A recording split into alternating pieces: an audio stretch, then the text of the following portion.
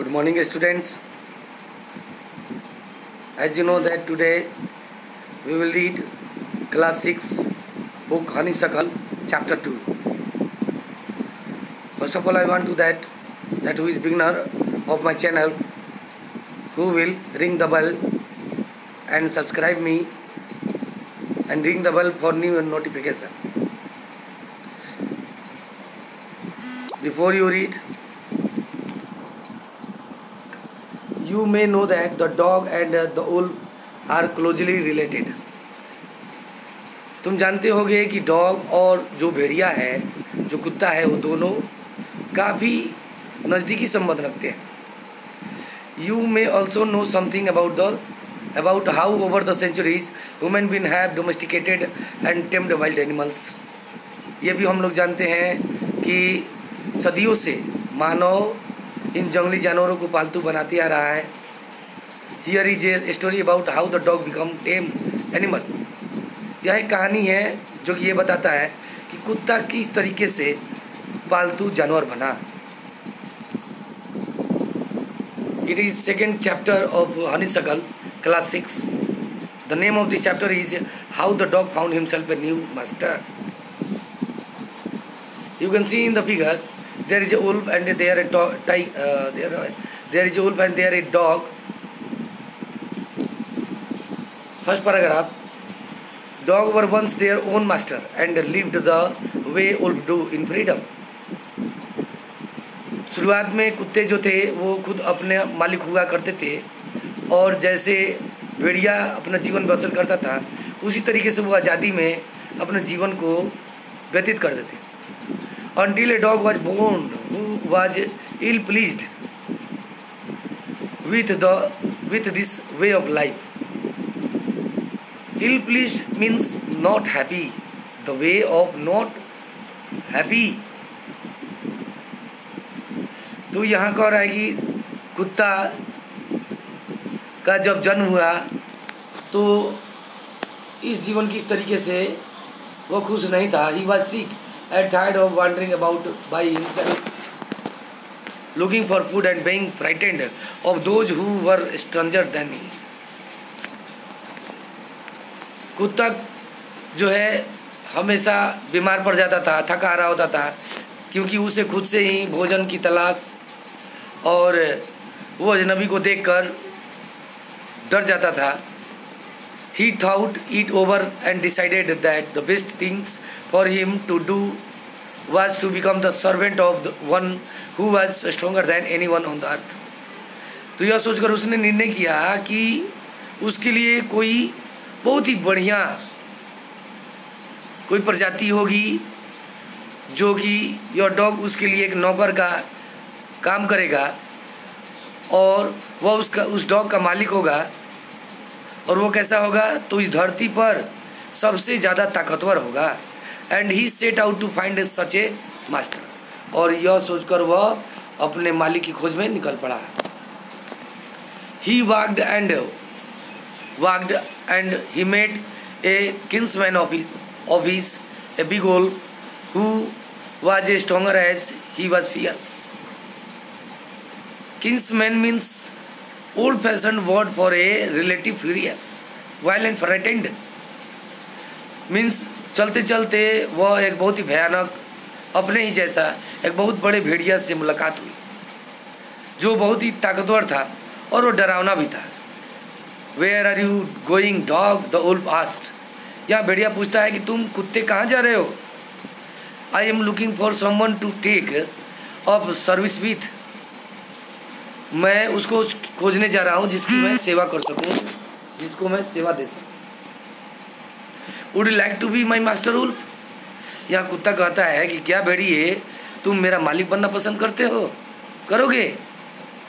I don't see why not, the wolf said. तो यहाँ भेड़िया कहता है क्यों नहीं. And this agreed upon the two of them went on together.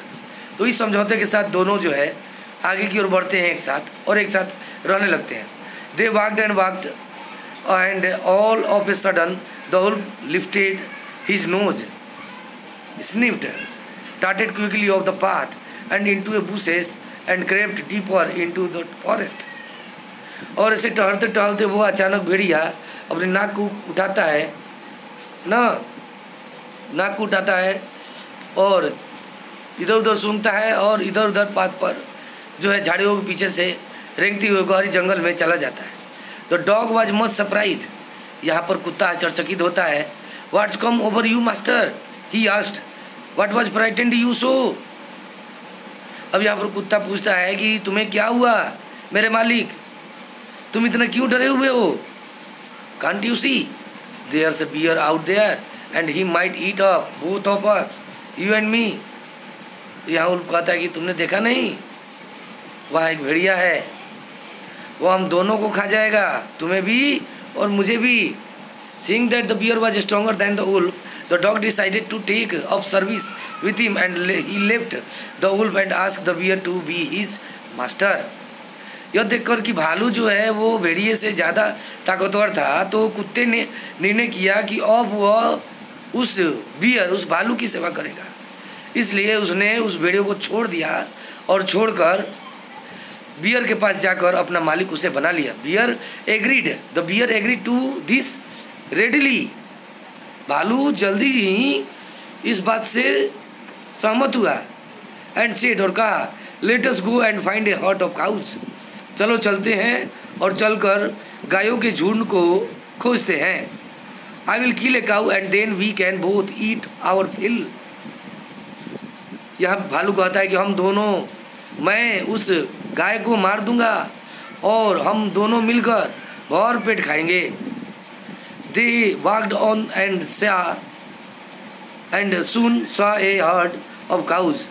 वे दोनों चलते गए और चलकर जल्दी ही उन्हें एक गायों का झुंड मिल गया।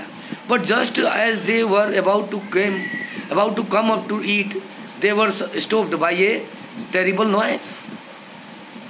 लेकिन जैसे जैसे वो आगे बढ़ रहे थे और गायों के झुंड के नज़दीक गए तो अचानक वो रुक गए और रुक कर उन्हें एक भयानक आवाज़ सुनाई दिया।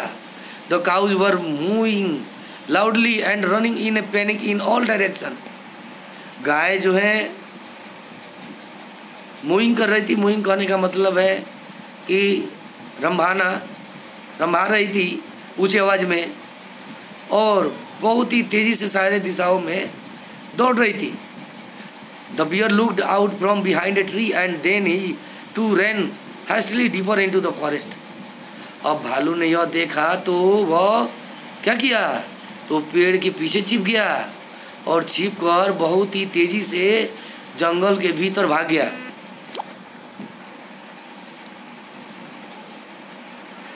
Now why did I have to come here, said he to the dog. It is the lion who rules the forest in this part. यहाँ भालू कहता है कि अब हम लोग यहाँ पर क्यों आए हैं।